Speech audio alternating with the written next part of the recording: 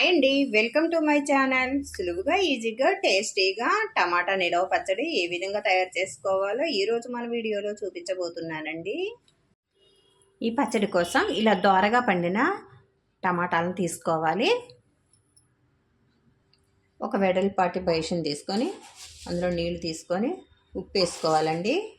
ఉప్పు నీళ్ళల్లో కంపల్సరీ కడగాలండి. బాగా టమాటాలు అనేవి మందేసి పండించుకునే పంటలు కాబట్టి మనం ఉప్పు నీటిలో 2-3 సార్లు కడుక్కుంటేనే అవి శుభ్రమవుతాయండి. ఈ టమాటాలన్నీ వేసేసుకోవాలి.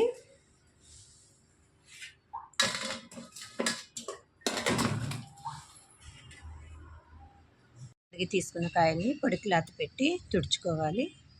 తుడుచుకున్న కాయల్ని కట్ చేసుకోవాలండి. ఈ విధంగా ముక్కలు అనేవి కట్ చేసుకోవాలి. ఈ ముచ్చుకలన్నిటిని తీసేసుకోవాలండి. ఇవి అస్సలు వేసుకోకూడదు. ఈ ముక్కల్లోనికి 1 టేబుల్ స్పూన్ దాకా పసుపు వేసుకోవాలి.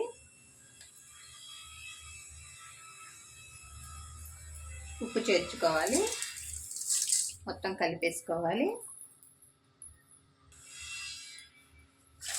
ఈ విధంగా పైకి కిందికి బాగా కలిపేసుకోవాలి. కలిపేసుకొని ఒక జాడీలోనికి కానీ ఒక డబ్బాలోనికి కానీ ఎత్తుకోవాలి. ఈ విధంగా డబ్బాలోనికి తీసుకొని మూత పెట్టి ఒక 3 డేస్ వరకు ఉండనివ్వాలండి. ఈ విధంగా మూత పెట్టేసుకొని ఒక 3 డేస్ తర్వాత తీసి చూసుకోవాలి. ఉప్పులో ఊరబెట్టుకున్న ఈ ముక్కల్ని గట్టిగా పిండుకొని ఎండకు ఆరబెట్టుకోవాలి. చింతపండు తీసుకొని ఒక 200 గ్రాములు ఇలా పీచు గింజలు తీసుకొని శుభ్రం చేసుకొని ఆ రసంలోనికి ఒక 4 గంటల ముందు నానబెట్టేసుకోవాలి. ఎండబెట్టుకున్న ముక్కలన్నిటిని మిక్సీ జార్లో వేసుకొని మిక్సీ పట్టేసుకోవాలి. బరకగా పట్టుకోవాలి. కొద్దిగా ఈ విధంగా పట్టుకుంటే సరిపోతుంది. జార్లోనికి చింతపండు గుజ్జు వేసుకోవాలి.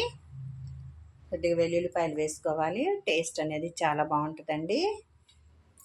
కారం అండి ఒక 200 గ్రాములు తీసుకున్నాము. అందులో హాఫ్ వేసుకొని అంటే 2 వాయిల కింద రుబ్బేసుకుంటున్నానండి నేను.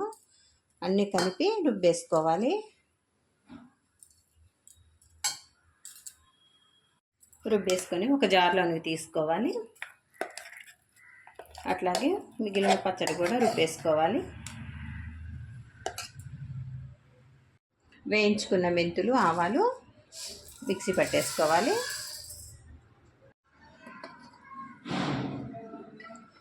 ఈ విధంగా పొడి చేసేసుకోవాలి. ఇలా మెత్తగా పొడి చేసేసుకొని ఈ పొడి పచ్చళ్ళలో కలిపేసుకోవాలండి. వేసేసుకోవాలి. 2 సార్లుగా రుబ్బుకొని ఒక గిన్నెలోని తీసుకొని మొత్తం మిక్స్ చేసుకొని ఇప్పుడు తాలింపు పెట్టుకోవాలి. మనకు కావాల్సినంత తీసుకొని తాలింపు పెట్టేసుకోవాలండి. తాలింపు కోసం స్టవ్ వెలిగించుకొని గిన్నె పెట్టేసుకొని ఆయిల్ వేసుకోవాలి.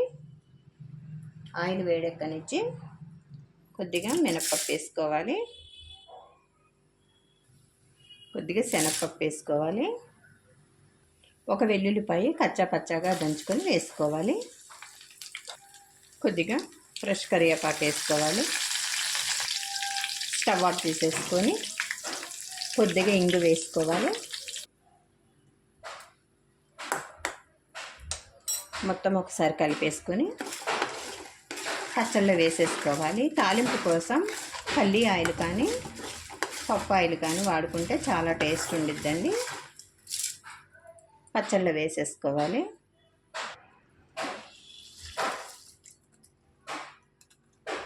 తాలింపు అనేది చల్లారిన తర్వాతే పచ్చళ్ళలోకి వేసుకోవాలండి. మొత్తం కలిపేసుకొని ఒక చిన్న సీసాలోనికి కానీ జాడీలోనికి కానీ వాడుకోవడానికి తీసుకోవాలి. రెడీ అయిపోయిందండి. సులువుగా ఈజీగా టేస్టీగా టమాటా నిలవ పచ్చడండి. ఇలా మనకు కావాల్సినప్పుడల్లా కొద్ది కొద్దిగా తీసుకొని తాలింపు పెట్టుకుంటే ఫ్రెష్గా చాలా టేస్ట్ ఉండిద్దండి. ఈ రుబ్బి తీసుకున్న పచ్చడిని గాజు సీసాలో కానీ జాడీలో కానీ భద్రపరచుకుంటే అండి సంవత్సరం రోజులు నిలవ ఉండిద్దండి. ఈ స్టైల్లో కనుక చేసుకుంటే ఆ కలర్ అనేది అలాగే ఉండిద్ది. టేస్ట్ కూడా అసలు చెక్కు చెదరకుండా మంచి టేస్ట్తో మంచి కలర్తో ఉండిద్దండి. మీరు తప్పకుండా ఒకసారి ట్రై చేసి చూడండి. ఎలా వచ్చిందో కామెంట్ చేయండి. మరిన్ని టేస్టీ రెసిపీస్ కోసం అంజు రుచులు ఛానల్ని సబ్స్క్రైబ్ చేసుకోవటం మర్చిపోవద్దండి. Thanks for watching. బాయ్ అండి.